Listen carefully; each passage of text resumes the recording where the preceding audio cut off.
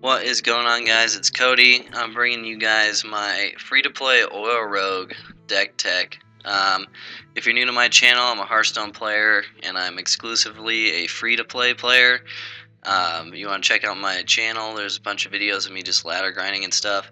I basically only play with budget decks to kind of help give you guys some cool decks to play with, some cool twists on popular decks if you don't have all the crazy legendaries and stuff like that. Um, Rogue has always been one of my favorite classes in the game, so I was very motivated to make a free-to-play Oil Rogue. And one of the biggest differences you'll notice in this deck is that obviously there's no Lotheb and no Emperor Tharson, because we don't have the expansions, because it's a budget deck.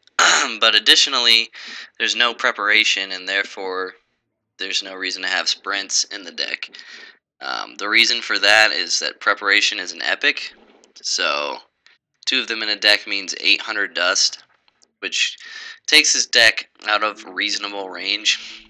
We want to try to keep these decks under like 1300 dust, just for the casual free-to-play player to get in on that. But the point of me bringing that up is that it kind of completely changes how you have to play the deck, because one of the problems I was running into when I was first trying to develop this deck was that I would have all the standard removal of a rogue that they've always had, and I would just spend the early game removing everything, but then once I removed everything, I was low on cards with no way to replenish them, and still had nothing but removal in my hand. And the thing about rogue removal is sometimes it's a 2-for-1, like deadly poison. You get 2 charges out of it at least, but eventually, like, it doesn't replenish itself. So that's where prep sprint becomes really strong in this deck normally. But the way you have to change this deck, I found, is you have to give it more substance with minions in order to give yourself more of a late game, so to speak. So the biggest changes you'll see in this deck is we have Gnomish Inventors, Spiteful Smith, which is a common and actually a really strong card for this deck, and then also Piloted Shredder, which has been in a couple Oil Rogue decks, but it just gives you so much substance as a 4-drop. 4-drop Death Rattle 2-drop is pretty good, especially when you get that Vitality Totem against a Face Hunter. So we'll get into the list here. 2 Backstab, basic card. Always 2 Backstab in Rogue, basically. Next we have Shadow Step, which is a common, 40 dust. This is kind of like a tech card, but I'd almost argue that it's essential for this deck to run one of them, just because of how the playstyle is. This card is basically a tech card to help against aggro matchups. And there's 2 or possibly 3 cards that benefit from having a Shadow Step in the deck. One of them is if you Shadow Step a Farseer, you can heal yourself again for 3 for 1 mana. Additionally, if you Shadow Step an SI7, you can play it again for 1 mana and get the deal 2 damage combo effect. But the strongest play with Shadow Step in this deck is with Antique Healbot. You can heal yourself for 8 and then Shadow Step it, and then you've got a 3 mana 3/3 that heals you for 8 again. So that's one of the crucial plays against Face Hunter. As most Oil Rogue decks do, pretty common, this deck runs no taunts. So Face Hunter is all about removal and getting that heal bot off, and Shadow Step really helps you turn the game in your favor if you're able to play a heal bot twice. Because having 2 actual heal bots in the deck is much weaker than 1 heal bot, 1 Shadow Step, and it also has nice synergy with a couple other cards in the deck. Next we have 2 Deadly Poison, that's standard, 2 Blade Flurry, that's standard. Blade Flurry is a rare, so that's 200 dust right there. 2 Eviscerate, again standard, that's a common, so 80 dust. 2 Sap, again standard. Then I have an Acidic Swamp Ooze. This is again a tech card. This is probably the first card I'd take out if I were to change something, but this card is really essential for 2 matchups. One is it really helps the Face Hunter matchup if you can take out an Eaglehorn Bow, because they've essentially paid 3 mana for 3 damage, which is the same as a Wolf Rider, and they're probably banking on getting value off of their traps or something. It really helps you get out of a pickle when they've got a bow up and a trap up, because we don't run Kez Mystic or anything. The other reason it's in here is for the mirror match, which is good. But I feel like this deck tech is more favored in the mirror match as is, just because of the Assassin's Blades, which we'll get into a little later. We kind of have a good matchup against other Oil Road decks just because of that. But if you can ooze like a 4/1 dagger that they tinkered or something, it's a very strong play.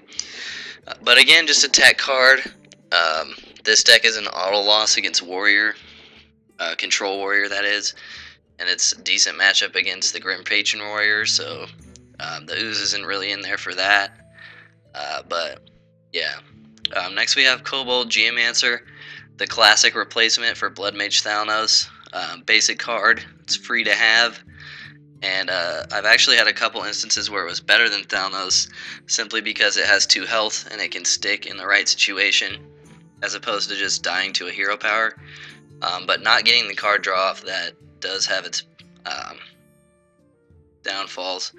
But definitely a solid replacement. I hardly notice a difference between Geomancer and Thalnos from having played with the standard Oil Rogue deck. Next is 1 Fan of Knives. Most Oil Rogue decks run 2, but I felt that the lack of preparation makes it hard to run 2 Fan of Knives in this deck, so 1 is sufficient. Paying 3 mana for a Fan of Knives isn't great, especially when you're using it to cycle. When you're playing standard Oil Rogue, you almost, I don't know, about half or 1/3 to 1/2 of your games you're going to prep a Fan of Knives, which is great when you run 2, but without prep there's really no reason to run 2 of them. Next is Earthen Ring Farseer, just 1 of them. 2 kind of makes your curve a little wacky. Almost too low, because the main effect of Farseer is for a turn 3 play, or to put yourself just out of lethal range, so running 2 of them is kind of unnecessary. Next is 2 SI7 Agent, that's standard. Obviously 2 oil, whole point of the deck. Next we have 2 Gnomish Eventer, and what I said earlier about Substance, this really helps. First of all, this card is in the deck because without it, there would only be 3 cards in the entire deck that actually draw, which would be the 1 Fan of Knives and the 2 Azure Drakes. So that really helps you, you know, a 1/6 of your deck cycles itself, which is always nice. And the 2/4 body honestly isn't bad. Like, I think this is a really good card. Honestly, it's hard to find a place for it with all the other cards in the game. But as far as the strategy we're going for in this tech, it's a really good card. Also very good against like Flamewalker Mage and stuff, to just draw a card and then have that 4 health body out there. Next is 2 Piloted Shredders, one of the best commons you could put in this deck, and like I said earlier, just adds so much substance to what you're doing. A 4-drop that death rattles a 2-drop can just give you so much tempo, and it's really not competing with any other 4-drops. I mean, you use your Gnomish to cycle and your oil for damage, so that's just a solid turn 4 play to kind of get the ball rolling. Next is 2 Assassin's Blade, and this is the card I want to spend the most time on, even though I spent a lot of time on this tech already. Sorry about that. I run 2 of them on purpose, and I run 2 of them confidently. One of the reasons for this is that it is your win condition with this deck. Stand alone, if you can get all the charges off, it represents 12 damage. With a single deadly poison, it's 20 damage, and with a deadly poison and a Tinkers, it's 32 damage off of 1 5 mana card.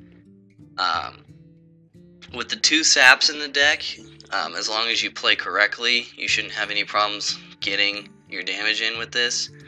And the reason I run 2 of them confidently is, 1, for the same reason people run 2 Doomhammers in a Shaman deck sometimes, is that when you have 2 of them in the deck, it makes it much more likely to draw it, like when you need it, which is almost every game when you play with this deck, because it's your win condition.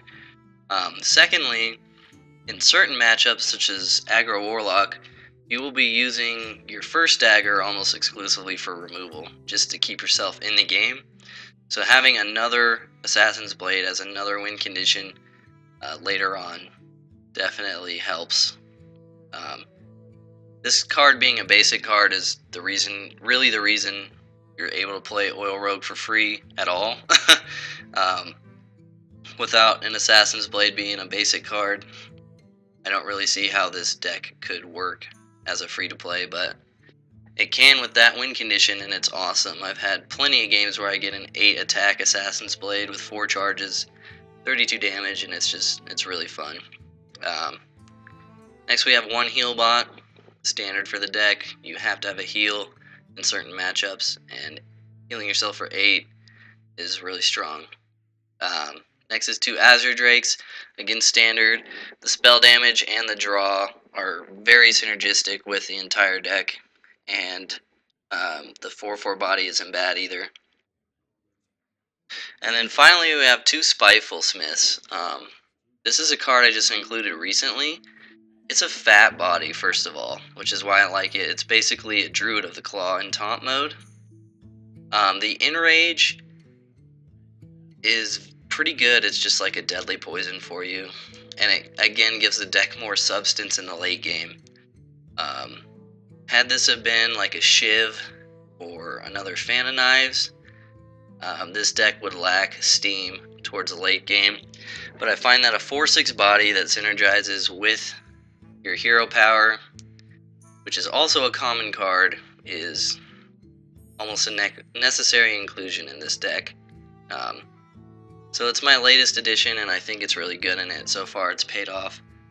Won me a couple matches, and you can also create some like crazy lethal combos if you like backstab your own Spiteful Smith for the extra weapon damage and stuff like that. So that's the entire tech. Like I said, the first cards I would probably cut, if I had to cut any, would be the Ooze and probably one Gnomish Inventor. But I don't really see the need to cut anything. I think this deck is pretty close to ideal for what we're trying to do. Just to talk about matchups real quick, comparatively to a standard Oil Rogue deck, standard Oil Rogue decks are an auto win basically against mid-range Paladin. This deck is more 50-50 against it because mid-range Paladins run Harrison Jones and your win condition is a weapon rather than board control, so that kind of makes that matchup tricky. However, if you can kill a Tyrion and ooze the Ashbringer, that is really going to catapult you in the late game because mid-range Paladins don't have much burst. Control Warrior is an auto loss, just throwing it out there. You will not beat a Control Warrior with this deck. They have enough removal to basically kill anything you play for the entire game, and they have Harrison Jones for your weapon, and they have a hero power that gives them health the whole game, so you're just not going to be a Control Warrior. It's just not going to happen. Which is fine because there's not a lot of them around, and it's actually a probably 60-40 favored matchup for us against Grim Patron Warrior, which is the more popular one at the moment, so that's good. And then finally, against the Mirror, we're favored because of Assassin's Blade. Most Oil Rogues don't run taunts or weapon removal, and so you're basically just going to get in all the damage with your Assassin's Blade that you could ever want in that matchup. So in that matchup, you're just going to straight mulligan for Assassin's Blade and get it going as soon as you can. But that's the entire tech, guys. Sorry this video was so long. I just really wanted to go in depth with it. If you have any suggestions about cards you would think about including, feel free to leave it in the comments. I'll be posting plenty of ladder gameplay with this video. This is the deck I'll be running for at least this season, so as you can see, I have 65 dust, so this really is a free-to-play account. I made this deck, so now I'm stuck with it till I get more dust. So that's what I'll be playing, which is awesome because it's a fun deck. So thanks for watching, guys. Like and subscribe for more free-to-play Hearthstone content, and I will catch you later.